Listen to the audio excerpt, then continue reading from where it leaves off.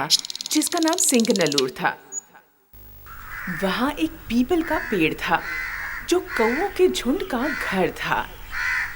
हमेशा की तरह एक दिन जल्दी सुबह सभी कौवे खाने की तलाश में निकल पड़े, सिवाय एक कौवे के, ब्लैकी।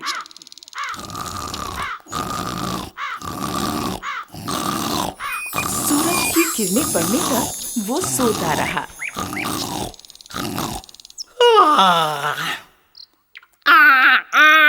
सूर्योदय। समय क्या हो रहा है? हे भगवान, 8 बज चुके हैं। सब लोग जा चुके हैं और अब मुझे अकेले ही जाना पड़ेगा। ब्लैकी खाने की तलाश में गांव की सड़कों की छान मारने लगा।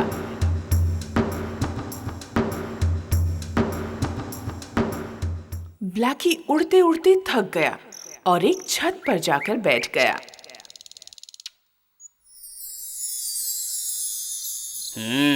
मुझे भूख लगी है।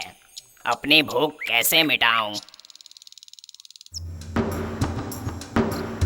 ब्लैकी ने हर तरफ देखा, ये पता करने कि खुशबू कहां से आ रही थी। एक बूढ़ी औरत वड़ा तल रही थी जिसकी ये खुशबू थी। वड़ा का साइज देखकर ब्लैकी के मुंह में पानी आ गया और तुरंत उसे वड़ा खाने की इच्छा हुई। तो ब्लैकी नीचे उतरा और औरत के पास जाकर बैठ गया। एक कौवे को पकड़ कर रखा है। ब्लैकी धीरे से उस वड़े की प्लेट के पास गया। हे, क्या तुम यहाँ वड़ा चुराने आए हो? मैं तुम्हें भी बांध दूंगी। कितनी बुरी औरत है, बहुत ही खतरनाक। वड़ा पाना तभी मुमकिन होगा जब ये यहाँ नहीं होगी। क्या करें? ब्लैकी को एक तरकीब सूझी।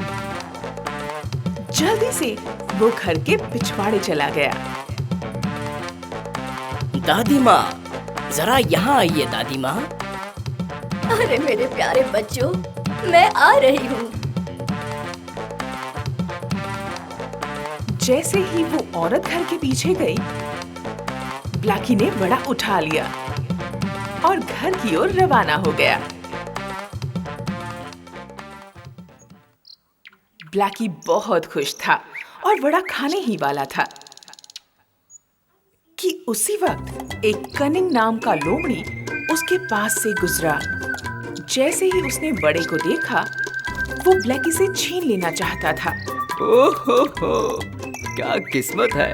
मैं ब्लैकी से वो वड़ा लेकर आऊंगा। ब्लैकी को झांसा देने के लिए मुझे कुछ सोचना पड़ेगा। हेलो ब्लैकी, यही तुम्हारा नाम है ना? लोग जो कहते हैं वो सच है। ब्लैक यानी खूबसूरत। वाह, तुम्हारी आंखें तो प्यारी और न्यारी है मेरे दोस्त। और तुम्हारे पंख, उसकी तारीफ के लिए तो मेरे पास शब्द ही नहीं हैं। कनिंग बोलता ही रहा। ब्लैकी को अपनी तारीफ अच्छी लगी और ये बातें सुनकर वो फुला नहीं समा रहा था। ऐसे खूबसूरत पंछी की आवाज भी बहुत ही खूबसूरत होनी चाहिए। तुम मेरे लिए एक गाना गाओगे दोस्त? ब्लैकी पूरी तरह बहक चुका था। काव काव, मैं तो बेवकूफ बन गया। काम बन गया। वड़ा नीचे गिर गया और कनिंग के हाथ लग गया। बड़े को खाने से पहले उसके ऊपर से मिट्टी साफ कर लेता हूँ। कनिंग ने वड़ा लिया और जंगल की ओर भाग गया। ब्लैकी बेवकूफ बन मायूस हो गया। मुझे उस लोमड़ी की बात नहीं माननी चाहिए थी। अब मुझे फिर से उस औरत से वड़ा चुराने की तरकीब सोचनी पड़ेगी। प्रशंसा करने वालों से बचो।